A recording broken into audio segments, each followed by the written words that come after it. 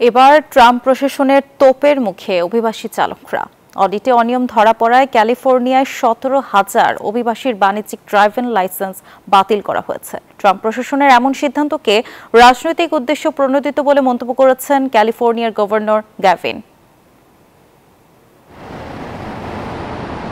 অবৈধ অভিবাসীদের নিয়ে মার্কিন প্রেসিডেন্ট ডোনাল্ড ট্রাম্পের আরও এক বড় সিদ্ধান্তে আন্তর্জাতিক অঙ্গনে শুরু হয়েছে ব্যাপক আলোচনা। ক্যালিফোর্নিয়ায় অডিটে অনিয়মের অভিযোগে 17,000 অভিবাসীর বাণিজ্যিক ড্রাইভিং লাইসেন্স সিডিএল বাতিল করা হয়।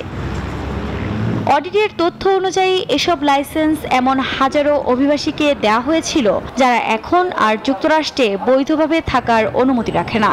এ অবস্থায় 60 দিনের মধ্যে তাদের লাইসেন্সের মেয়াদ শেষ হবে বলেও জানানো হয়েছে চালকদের।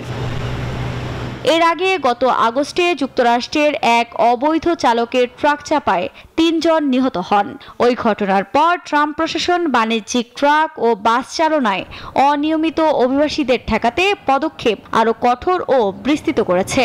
অবশ্য পুরো বিষয়টিকে রাজনৈতিক উদ্দেশ্য প্রণোদিত বলে মন্তব্য করেন ক্যালিফোর্নিয়ার গভর্নর গ্যাভিন নিউজম।